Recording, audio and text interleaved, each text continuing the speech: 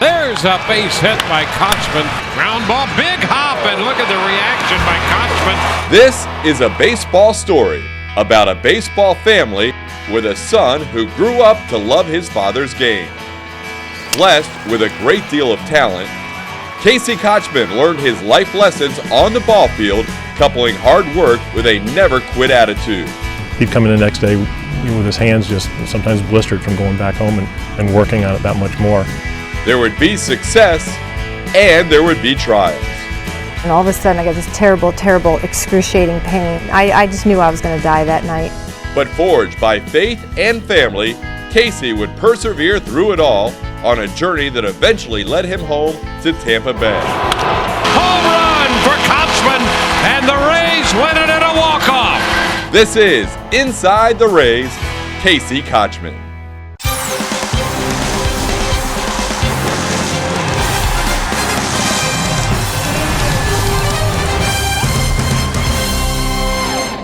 Hi everyone, and welcome to Inside the Rays. I'm Todd Callis.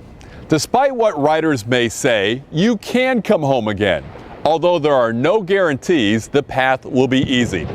When the Tampa Bay Rays 2011 media guide was published, Seminole High grad Casey Kotchman was listed on page 188 among the non-roster invitees. What a difference a few months can make.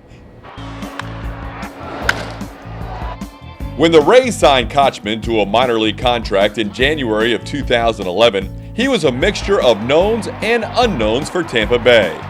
The son of longtime Angels minor league manager and scout Tom Kotchman, Casey was a big league vet known as a solid first baseman, having set a Major League Baseball record with over 2,300 consecutive fielding chances without an error. Knew the defense was going to be there, knew this tremendous dedication to the game was going to be there. Was not sure where the bat was going to be. What Kotchman would do at the plate was the question.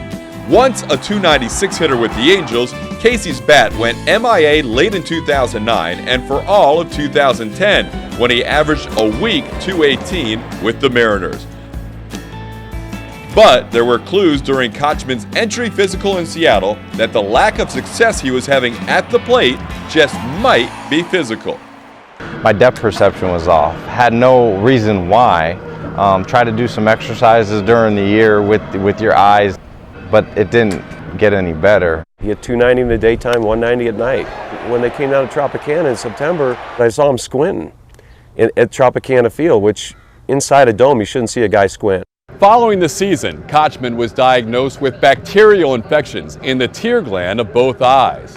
Multiple laser treatments eventually cleared Casey's blurred vision, but that was just half of the battle. In the offseason, Kotchman worked with Rays hitting coach Derek Shelton as they tried to clear up a change in Casey's swing. I got into bad habits not being able to react properly to what I was seeing. So you got to see the ball first, and once you see it, to react to it accordingly. And I wasn't able to react. I just wasn't seeing. So I was kind of getting caught in between pitches. Then your mind gets involved and you're kind of guessing a little bit. So we've tried to take the guesswork out of it by doing the drills and getting that muscle memory back. I think last year he went from stance to stance and struggled with things and struggled for consistency. We went back and we looked at '07 when he had his best year and kind of went back to that as the framework for it.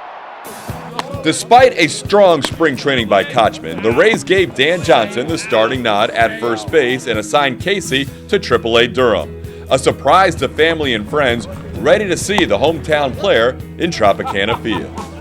I think we were all disappointed because we thought he did great at spring training and we just thought, oh, okay, he's going to be here. We know he's going to be here. And all of a sudden it was like, oh. And then you just said, okay, well, he'll get back up there. I gave him a week.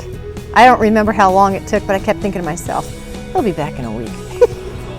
Mom was close.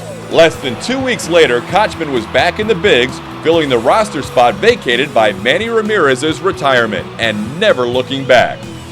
In a season when offense was often elusive for the Rays, Casey routinely came through with clutch hits. Home run for Kotchman, and the Rays win it in a walk-off.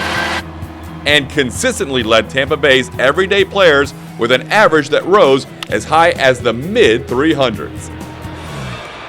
I never saw him spending much time in AAA. I never saw him being in AAA, first of all, just because he's a major leaguer, and I really think he's an all-star. I think it's a shame, you know, being a first baseman. I told him if you had the numbers you have right now, but you were playing second base, you'd for sure be in the All-Star game. You watch his at-bats, you watch every pitch he takes, every pitch he swings. I mean, he just knows how to get the bat to the ball, and when he does, he knows how to do it on such a consistent path that you're basically going to get a real hard line drive somewhere almost 90% of the time. I mean, and 50% is hard to do. 30% makes you a Hall of Famer. I imagine it had a great deal to do with what happened last year. You know, seeing is a huge part of hitting. So, but the fact that he's back healthy and able to see the ball is definitely a bonus. I think he's recaptured a lot of his old form, hitting for more power and still the high average. And thankfully, Kotchman's defense never wavered. With a fielding percentage of .998, tops amongst MLB first basemen, Casey was a welcome addition to the Rays infield. He's a great infielder and a guy that fills a void that was left when Carlos left, you know, and fills it to full capacity, if not more. When you watch him play, the guy, he's diving after everything. He's, you know, trying to be in the right position, in the right spot. So he's not selling himself short on trying to get to balls, you know, so, oh, I want to protect my fielding position. He's not that guy. Really, last year was just you know, something totally out of the normal for him. And what he's been doing this year is more the type of hitter he is, the type of player he is. We really got a deal getting him this year, and hopefully we can keep him for a long time, just because he's really, you know, kind of nailed down that spot at first base for us. None of it's surprising. This is who he's been for a long time. We've been very fortunate that it happened with us this year. Coming up, sometimes life throws you a curveball. It's a nightmare to get the phone call. But next, a baseball life from the beginning.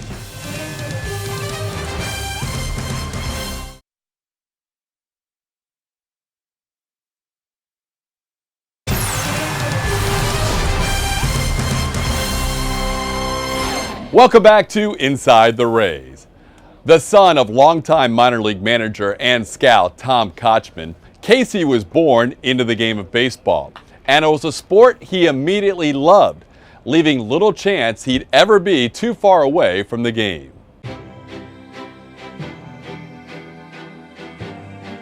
He threw out his first pitch, I think, when he was like 3 years old, and it was at one of my husband's games. He went out there and threw out the pitch like it was nothing. He moved his foot over the rubber, took his little wind up, you know, lifted his leg and threw that ball. And I'm like, wow, that's pretty good.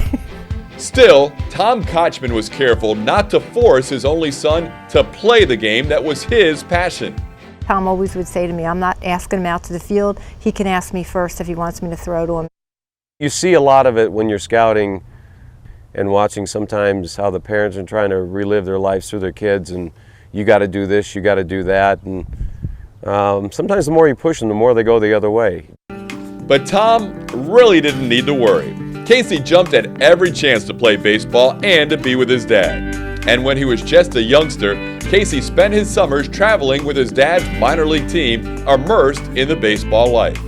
I always liked baseball and being around and seeing how he managed his teams and ride the bus trip with his players and play cards, you know, spit the sunflower seeds, hoard the bubble gum, you know, just be one of the guys.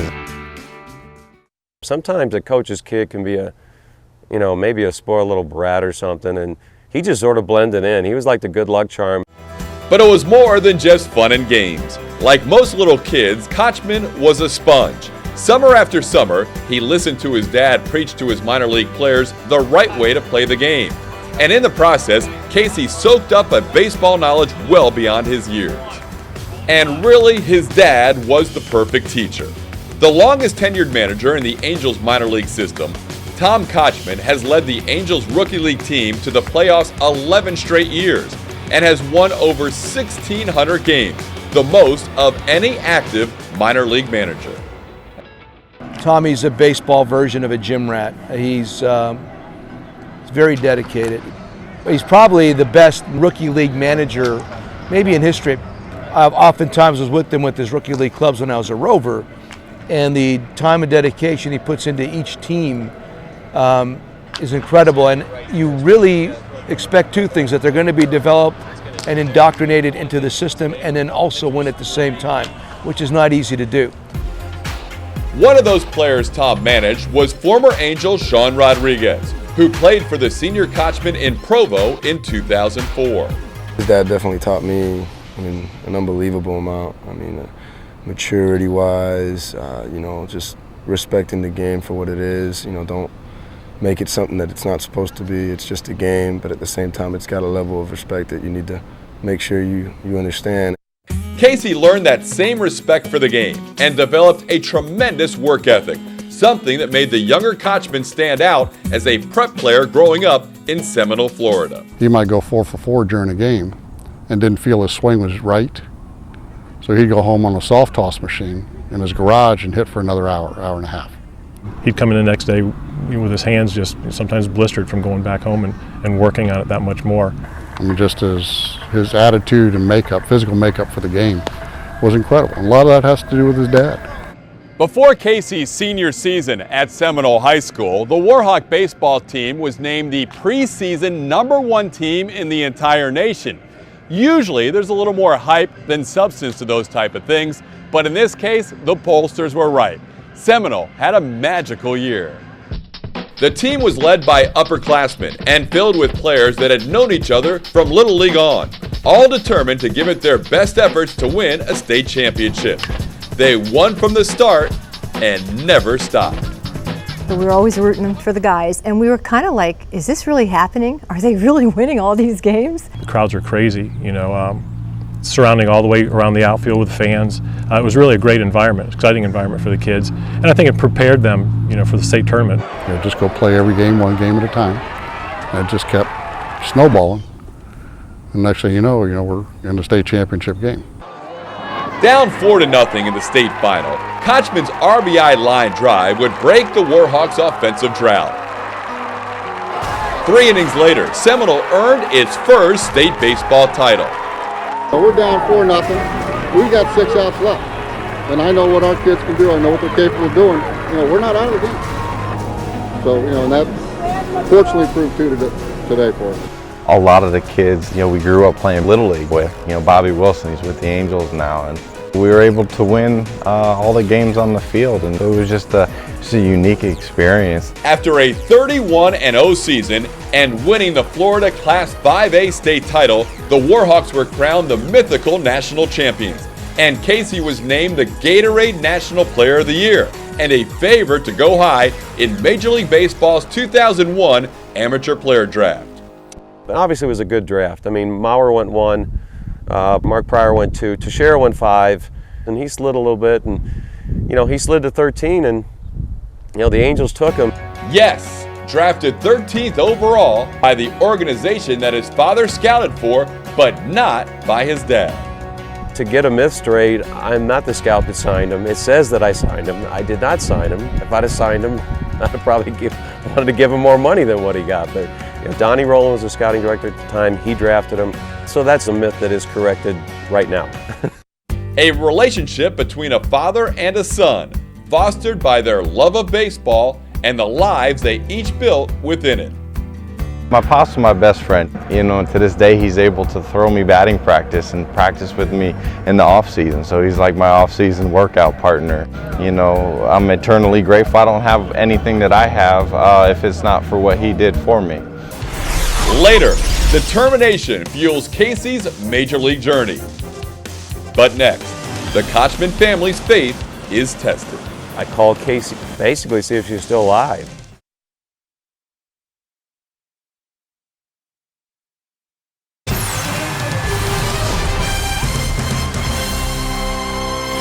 Here is Casey Kotchman. Casey at the bat.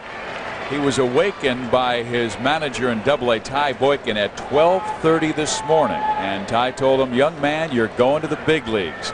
The son of a baseball lifer wins a state baseball title, is named National Player of the Year, and is drafted in the first round by the team who his father works for.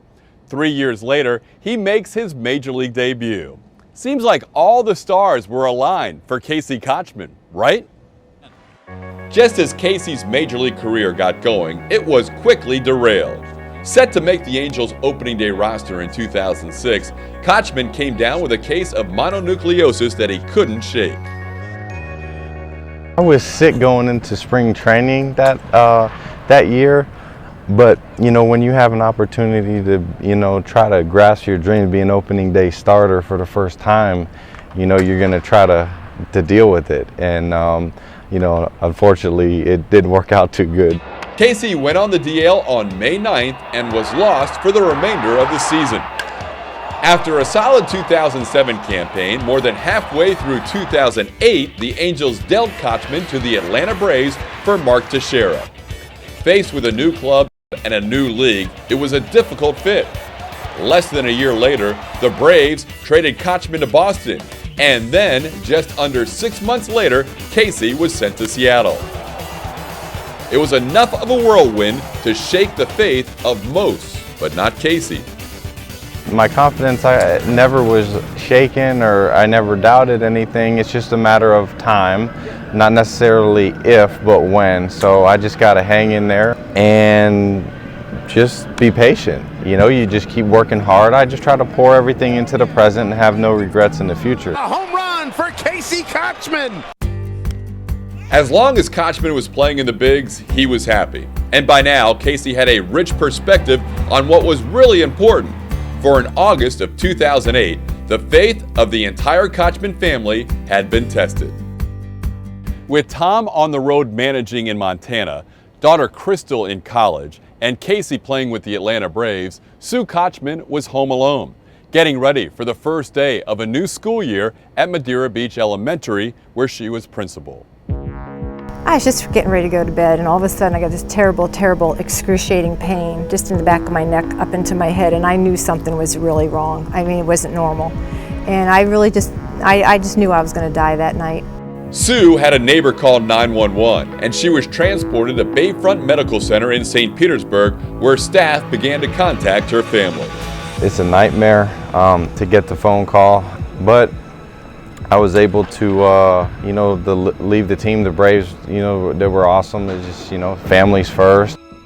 Able to charter a plane home from the Braves road trip in New York City, Casey was the first member of the family to arrive at the hospital. In the midst of uncertainty, he was a voice of encouragement for his mother and relayed updates on her condition to his dad. I didn't really know what was going on at that time, but I knew he was there. He was talking to me and comforting me and giving me words of encouragement, and then I'd be conked out again, in and out. I called Casey. I flew from Missoula to Denver and then called him from Denver, basically see if she was still alive. Diagnosed with a subarachnoid brain hemorrhage, doctors initially gave Sue a 30% chance of survival. With Tom and daughter Crystal joining Casey at her bedside, she would beat those odds in an astounding way. There's really a lot of power when you know your family is there pulling for you when you're sick. 2 weeks later in the hospital, I think they were all shocked. I walked out of the hospital, and by the grace of God, I don't have any problems, you know what I mean? I could have had some severe, like stroke victim type things, and right now, basically, I just get tired, and I just know my limits. It was a profound time for an already close family, and it would change them. It was a good experience. A lot of people go, how can that be a good experience? It was a wonderful experience, and I really think it brought our family even closer. And I thought we were always pretty close to begin with, but it brought us closer again in a different way. Obviously I had to leave my team, and baseball's the last thing on my mind. I told our players, I sent them a text message, if you don't believe in the power of prayer, you better start. My mom, she's my hero from being able to get through that brain hemorrhage. They're saying subarachnoid brain hemorrhage, like the worst pain, headache you could ever feel, like an elephant stomping on your head. And Lord willing, she was saved, and she's still doing good.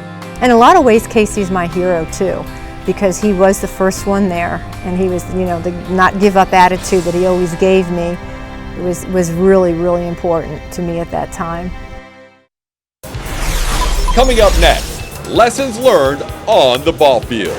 The game's based upon adversity, and so is life sometimes.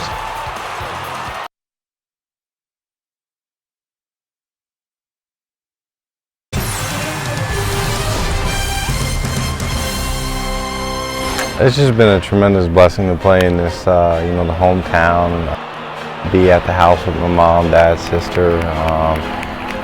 You know, just see the team that I grew up watching here. It's just been a blessing. Welcome back to Inside the Rays. Just 8 seasons removed from his Major League debut, Casey Kotchman has already played with 5 MLB teams. Yet, it's a big league journey that the consummate team player chooses to see only the good in. You know, you sign with one team and then you stay with them your whole career. I mean, that's, you would think, initially ideal. But then you start going around all these teams and you're meeting all these players that I wouldn't have met. And you know, to come here, these guys were open arms to me as teammates, and you know, it's been great. And in the Rays' young clubhouse, Tampa Bay's players have grown to appreciate Kotchman's veteran demeanor and leadership. Preparation, consistency, dedication, passion, and he does all those to a whole other level that you don't see a lot of guys doing. I mean, and it shows. He's got so much baseball knowledge. I think everybody respects that, and everybody thinks of him as a guy that you want on your team all the time. He's real witty, and he's funny. He's got a real dry sense of humor, but he's fun to be around. He's a great clubhouse guy. It's been a major league journey with challenges that have only strengthened Kotchman's determination to succeed. No matter what club he was dealt to, or even what physical challenge arose, Casey was undaunted. The kid always came back, and he always wanted to do better. And I think that is really important for young people to know anyway. You just don't ever give up on yourself, you know. And he's got a strong faith. He's learned how to deal with adversity very well.